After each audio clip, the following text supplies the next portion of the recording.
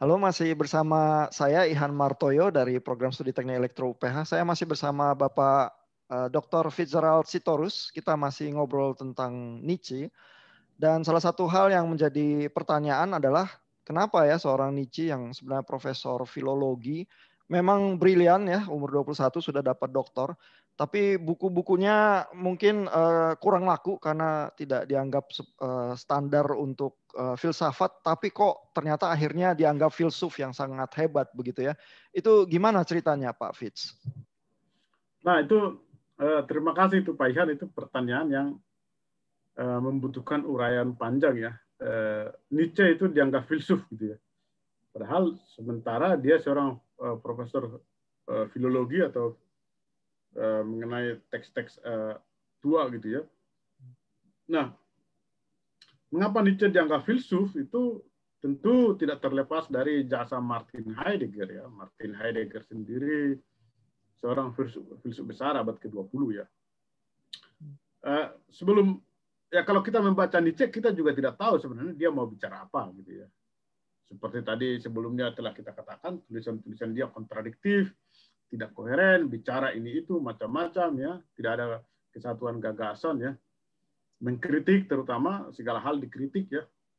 Sehingga sebelum Heidegger sebenarnya Nietzsche itu dianggap hanya sebagai seorang pemikir yang aneh gitu ya, atau sastrawan ya, atau seorang kritikus kebudayaan gitu ya, atau seorang ya penulis biasa gitu ya, yang kritik sosial ya. Itu Nietzsche dianggap sebelum muncul Heidegger.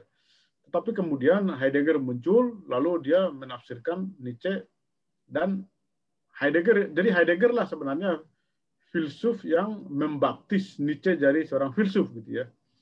Jadi di tangan Heidegger itu filsafat Nietzsche itu menjadi lain gitu ya. Heidegger itu menempatkan Nietzsche bukan sekedar seorang kritikus kebudayaan atau kritikus sosial, melainkan seorang filsuf besar, seorang metafisikus bahkan. Sementara Nietzsche sendiri sangat benci metafisika.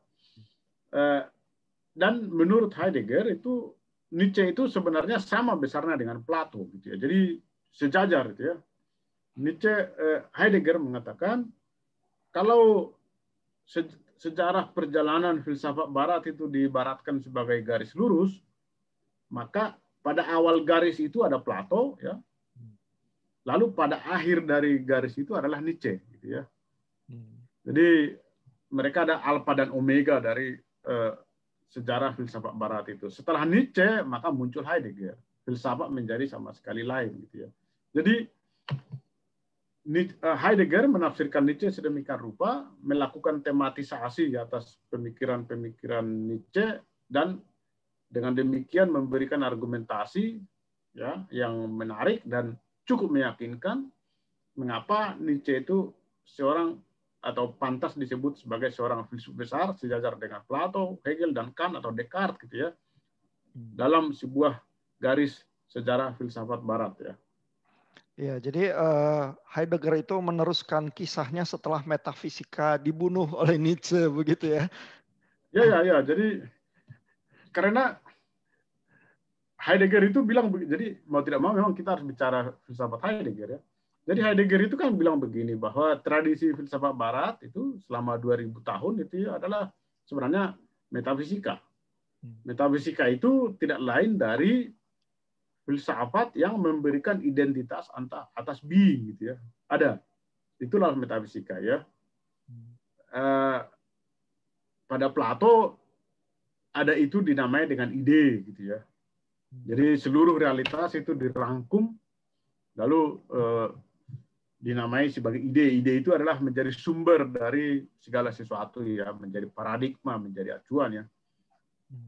Kalau kita melihat para filsuf besar dalam tradisi filsafat Barat, memang para filsuf itu selalu memiliki konsep-konsep tertinggi ya, the highest value ya. Pada Plato itu ide, pada Descartes itu kesadaran ya, pada Hegel itu roh absolut, pada kekristenan itu Tuhan gitu ya. Semua itu para filsuf besar itu selalu memiliki konsep-konsep sentral yang dengan konsep sentral itu mereka menjelaskan segala sesuatu. Itu adalah metafisika gitu ya. Dan metafisika itu identik dengan Platonisme menurut Heidegger. Jadi dengan argumentasi itu ya. Nah, Nietzsche sendiri sebenarnya kan juga memusuhi Plato ya. Dia mengatakan filsafat saya adalah kebalikan dari Plato gitu ya, reverse Platonism gitu ya.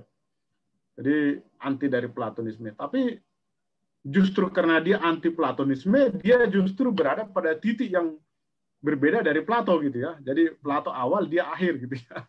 Nah, jadi dia mengatakan Nietzsche juga seorang metafisikus, kata Heidegger ya. Apa alasannya?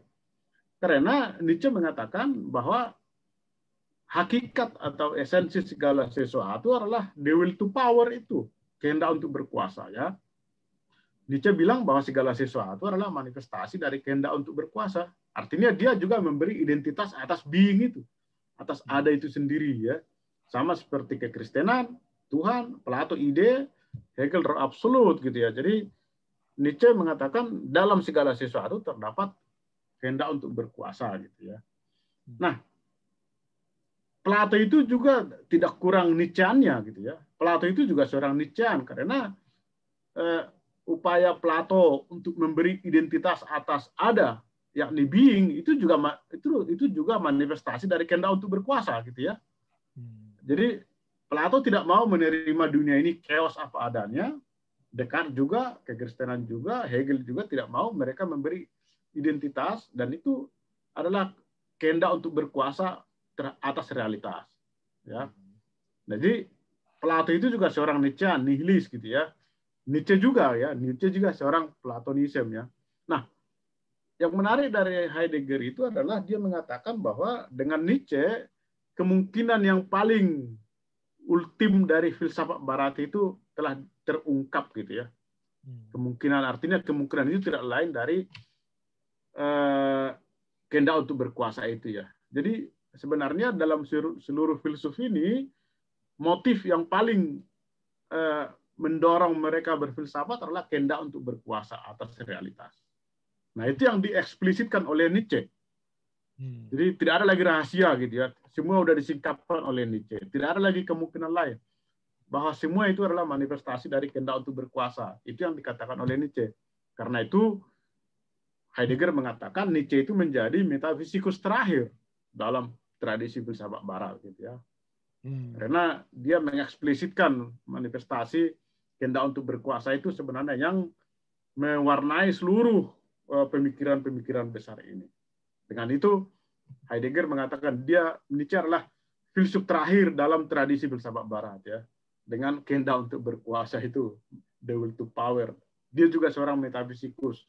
Dia juga seorang sama seperti Plato. Begitu argumentasi Heidegger untuk membaptis Nietzsche menjadi seorang filsuf besar dan seorang metafisikus.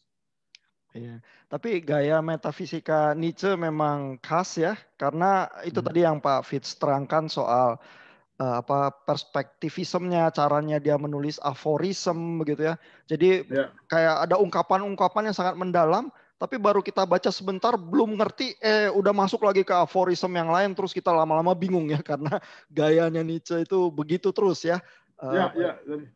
Banyak perspektif ya. Nah, jadi ya itu dia. Jadi sebagai reverse kebalikan dari Platonisme, sebenarnya dia kan mau membongkar atau mengkritik apa yang nilai-nilai atau norma-norma yang berlaku dalam tradisi filsafat ya. Jadi ketertiban berpikir gitu ya, rasionalitas, argumentasi itu kan semua diobrak-abrik oleh dia. Makanya dia berada pada titik yang antipoda dari Plato ya, tapi dengan itu kan sebenarnya dia menjadi Platonisme juga gitu ya. Jadi dia menolak itu rasionalitas, dia tolak gitu ya. Nah ini mungkin pertanyaan aplikasi ya, bahwa kan memang Nietzsche terasa menolak truth ya, menolak prinsip-prinsip, menolak kebenaran dan lain sebagainya. Biasanya justru kaum yang beragama yang merasakan sangat terganggu ya dengan hal-hal itu ya. Selain misalnya melawan fundamentalisme atau fanatisme ya, apakah ada sumbangan ya perspektif melihat kebenaran ala Nietzsche itu bahkan juga untuk orang yang beragama ya, yang ingin keteraturan seringnya gitu ya. Gimana Pak Fitz? Saya pikir ya, sekalipun Nietzsche itu ateis ya, dan semboyannya itu di mata orang beragama itu adalah bid'ah gitu ya, bahwa dia membunuh Tuhan gitu ya. Tetapi kalau kita mau mencari apa yang positif dari Nietzsche untuk kita gitu ya, saya pikir adalah kritik dia ya terhadap kebenaran ya. Ya, artinya ya setiap kita harus barangkali ya tidak perlu menganggap bahwa hanya kita yang benar lalu yang orang lain keliru gitu ya. Jadi tentu saya kurang tahu dari segi iman ya, mungkin Pak Ihan lebih tahu mengenai itu ya. Kita juga perlu mengakui kebenaran juga ada pada orang lain gitu ya. Jadi konflik-konflik baik dalam antar agama maupun intra agama, di dalam agama kan justru karena kita tidak pernah mengakui bahwa kebenaran ada juga pada orang lain gitu ya. Ada satu kalimat aforisme Nietzsche yang saya suka itu ya, mengenai ini gitu ya. Bagaimana tadi Pak Ihan mengatakan perspektivisme gitu ya. Ini kalau kita membaca aforisme ini, kita bisa melihat memang begitulah gaya Nietzsche gitu ya. Dia mengatakan ada banyak jenis mata gitu ya. Bahkan Sphinx pun punya mata. Dan karena itu ada banyak kebenaran gitu ya. Dan oleh karena itu tidak ada kebenaran gitu ya.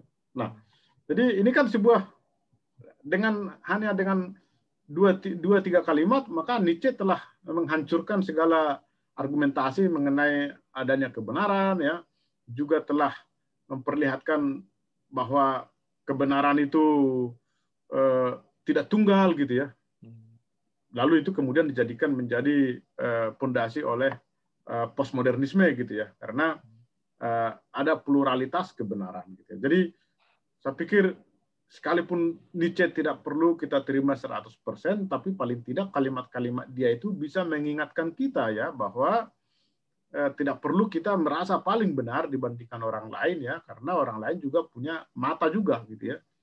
Kita juga sama-sama punya mata, oleh karena itu kita juga sama-sama punya kebenaran gitu ya.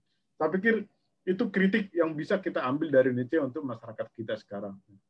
Ya, ini saya rasa usulan yang bagus ya. Berarti yang Pak Fitz dorong adalah mendengar Nietzsche itu harusnya tumbuh kerendahan hati ya, epistemic humility begitu ya. Kalaupun ada kebenaran objektif itu, tapi sudut pandang Tuhan itu bukan kita yang punya ya, sehingga perspektif yang lain bisa jadi ada kebenarannya juga yang kita harus sadari juga begitu ya.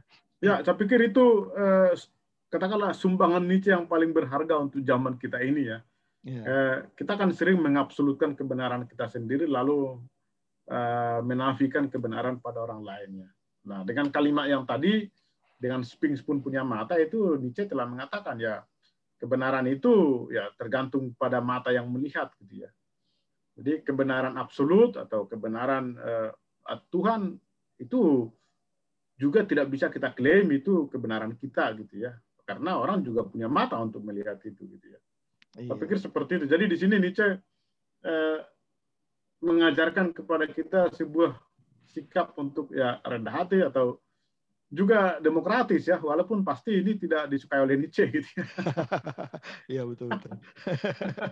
Demokratis ya, karena orang lain juga berhak untuk memiliki dan mempertahankan ya juga memiliki kebenaran ya. Bukan cuma kita yang benar, orang lain juga benar gitu ya.